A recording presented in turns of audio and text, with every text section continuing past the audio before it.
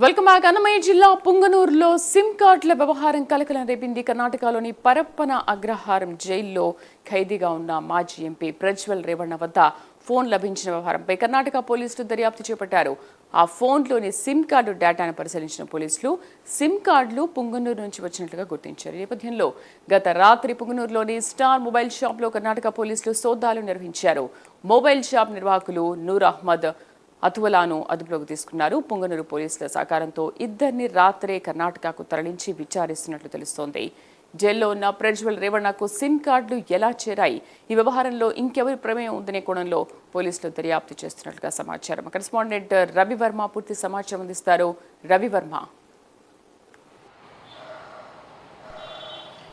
శ్రీదేవి వాళ్ళ బెంగళూరు జైల్లో ఉన్నటువంటి మాజీ ఎంపీ ప్రజ్వల రేవణ్ణ తీరు ప్రశ్నార్థకంగా మారుతోంది. ముఖ్యంగా ఎన్నడూ లేని విధంగా జైల్లో ఉంటూనే వీఐపీ వసతులు పొందుతున్నటువంటి ప్రజ్వల రేవణ్ణ వీఐపీ జైల్లో ఉంటూ కాబట్టి సెల్ ఫోన్లు అంటే జైలు నిబంధనలకు విరుద్ధంగా వ్యవహరించినటువంటి తీరును సర్వత్రా చర్చనీయాంశంగా మారింది. పోలీసులు సైతం ఒక్కసారిగా అవాకయ్యారు.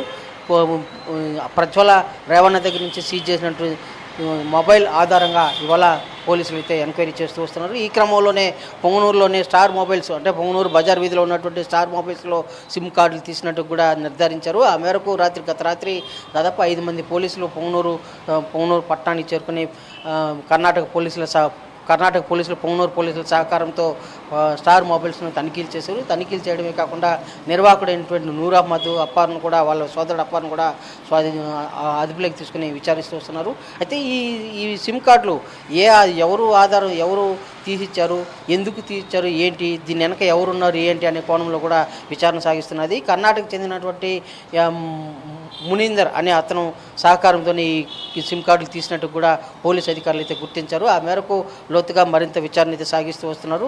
రాత్రే వీరిద్దరినీ కూడా పుంగనూరు పోలీసుల సహకారంతో కర్ణాటక తీసుకెళ్లి విచారణ అయితే సాగిస్తూ వస్తున్నారు. మరిన్ని వివరాలు కూడా త్వరలోనే బయటపడే అవకాశం ఉంది.